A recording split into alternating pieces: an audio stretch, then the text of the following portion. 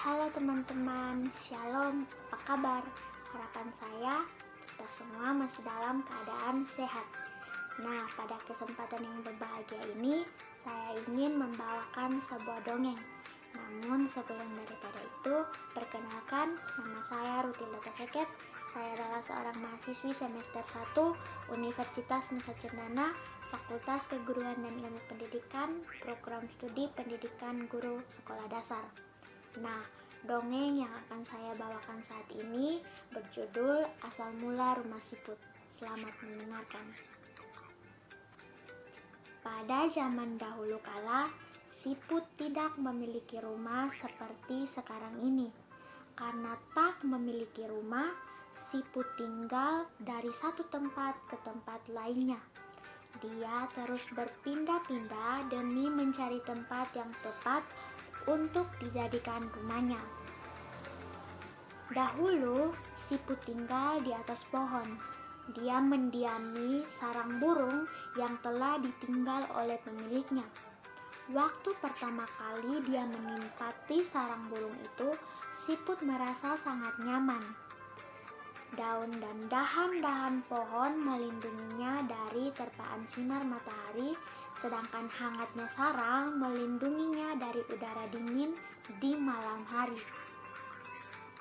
Tapi semuanya tak berjalan lama, karena ketika musim hujan tiba, siput tak bisa berbuat apa-apa, karena daun-daun dan ranting pohon tak bisa melindunginya dari terpaan air hujan, sehingga siput merasa sangat kedinginan.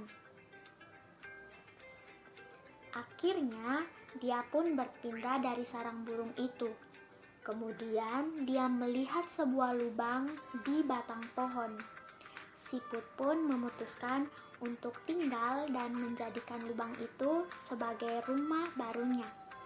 Dia merasa nyaman karena dia tak akan terpapar panasnya terik matahari dan tak akan kedinginan terguyur oleh air hujan. Tapi lagi-lagi ketenangannya tak bertahan lama, karena pada suatu hari ada seekor burung pelatuk yang mematuk pohon tempat siput tinggal. Siput merasa sangat terganggu dan tak bisa beristirahat dengan tenang. Akhirnya dia kembali berpindah dari sarang pohon itu dan turun untuk mencari rumah baru. Hingga sampailah siput di tepi sebuah pantai. Dia menemukan sebuah lubang batu karang dan mencoba untuk tinggal di sana. Mungkin ini bisa menjadi rumah yang tepat bagiku. Aku tak akan kepanasan ataupun kehujanan. Tak akan ada lagi burung pelatuk yang menggangguku, kata siput dalam hati. Tapi lagi-lagi semuanya di luar perkiraannya. Ketika air laut pasang, rumah barunya ikut terendam dan membuat siput tersapu oleh ombak. Dan akhirnya dengan hampir berputus asa, siput memutuskan untuk kembali mencari rumah baru. Siput berjalan gontai menyisiri pantai. Rasa lelah membuatnya lemas. Akhirnya, dia menemukan sebuah cangkang kosong yang sangat cantik, dan dia pun masuk ke cangkang itu untuk beristirahat sementara waktu sebelum melanjutkan pencariannya. Tapi ketika pagi tiba dan siput terbangun, dia mulai sadar bahwa cangkang itu terasa sangat nyaman dan pas untuknya. Bentuknya indah dan cukup ringan, membuatnya leluasa untuk dibawa kemanapun siput pergi. Akhirnya, siput memutuskan untuk menjadikan cangkang itu sebagai rumah barunya. Nah, ceritanya sudah berakhir.